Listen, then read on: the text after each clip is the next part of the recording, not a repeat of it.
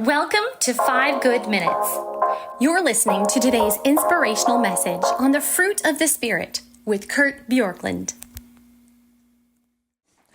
Fruit of the Spirit is something that we are taught about in Galatians 5 that clearly is intended to be singular. That is, when it says the fruit of the Spirit, it doesn't say the fruits of the Spirit. Therefore, it is something that's intended to grow together. So if one of the qualities is something that you possess and another one is one you don't, and they haven't grown in unison, it means that it's not necessarily a fruit of the Spirit in your life. It's a natural quality. And probably gentleness is one of those qualities that it would be easy to mistake if you have a naturally gentle disposition for the fruit of the Spirit, as opposed to something that is cultivated by the Spirit. Now, gentleness is the same base word that is used in Matthew chapter 5 for meekness. So in Galatians 5, it's translated gentleness. Matthew 5, meekness. And it has the idea of being gentle, kind, forgiving, to be one who is characterized by having, some have said, strength under control. Here's what Elizabeth Elliot says about this and about what meekness is not. She says that it is not naturally a phlegmatic temperament. That was a phrase that was in years ago, meaning a more passive temperament. I knew a woman who was so phlegmatic or passive that nothing seemed to make much difference at all to her. While drying dishes for her one day in her kitchen, I asked her where I should put a serving platter. "Oh, I don't know. Wherever you think it would be a good place," was her answer. I wondered how she managed to find things if there wasn't a place for everything and everything in its place. Meekness is most emphatically not weakness. Do you remember who was the meekest man in the Old Testament? It was Moses, Numbers 12:3. My mental image of him is not of a feeble man. It is shaped by Michelangelo's sculpture and painting, by the biblical descriptions. Think of him murdering an Egyptian, smashing tables of the commandments, grinding the golden calf to a powder, scattering it on the water, and making the Israelites drink it. Nary a hint of weakness is there.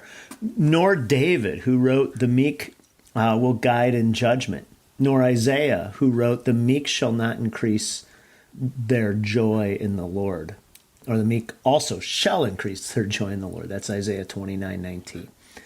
And she goes on and says that meekness, in part, is really a teachability, which is not necessarily inherent with the word, but what she's getting at is that there's a sense in which when you are willing to hear from others and take in their instruction, their thoughts, there is a meekness. Now, certainly in Proverbs, you can be so open that you're gullible. But meekness means I'm teachable and I'm kind and I'm forgiving. And even when I have the power to do something in a way that is harsh or exacting, that you take another tack. Now, again, that does not clearly mean that you never ask for what's fair. You know, you get in a car accident, it doesn't mean that you just walk away and say, "Oh, all's good. I have the power to take it, but I'm gentle, I'm meek." But it means that you do so in a way that is not demanding, exacting, and trying to get more than what can be done with gentleness.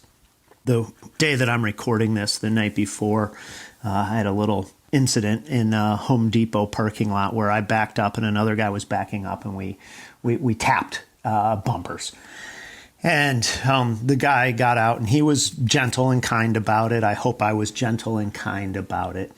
But gentleness in many ways is the very essence of being able to look at a situation and say, I could be upset here, but I'm choosing instead to be controlled and to exercise kindness and bigness and in the situation.